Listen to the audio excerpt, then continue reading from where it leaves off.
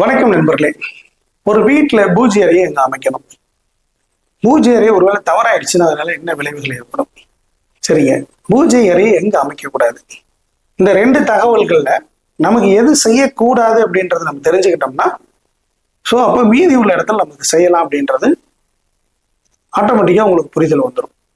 அதனால பூஜை அறை எங்க அமைக்கணும் அப்படின்றத விட எங்க அமைக்கக்கூடாதுன்றதை நான் இந்த வீடியோவில் சொல்லிடுறேன். இது ஒரு காமனான ஒரு வீடு எடுத்துக்கங்க. இது வடக்கு திசை கிழக்கு திசைன்னு எதுவும் குறிப்பிடல. ஒரு வீட்டுல பூஜை அறையை அமைக்கவே கூடாத இடம் அப்படின்னா வடக்கு, வடகிழக்கு, கிழக்கு, தென்மேற்கு.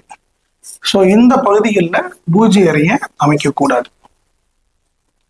இதையே தவிர உங்க வீட்டுல மற்ற இடங்கள்ல எங்க இடம் இருக்கோ உங்களுடைய வசதிக்கு ஏற்ப பெரிய அறை, அதாவது ரூமா அமைச்சுக்கலாம், அல்லது கபோர்ட்ல ஒரு செல்ஃப அல்லது ஒரு ரெடிமேடு பூஜை அறை கூட நீங்க வைத்துக் கொள்ளலாம்.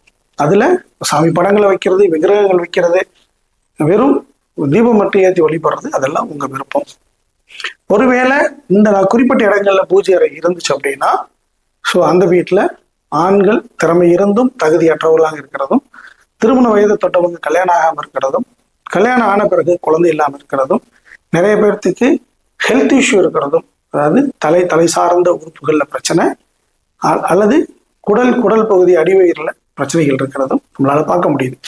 பினான்சியலா இஷ்யூ வந்துச்சு அப்படின்னா வரவே இல்லாம பணத்துக்கு ரொம்ப கஷ்டப்படக்கூடிய கேசஸ் நம்ம பார்த்துருக்கோம். வரக்கூடிய வீடுகளில் சேமிப்பு இல்லாம மிகப்பெரிய கடனாளியா இருக்கக்கூடிய நபர்களுடைய வீடுகளையும் நம்ம பார்த்துருக்கோம்.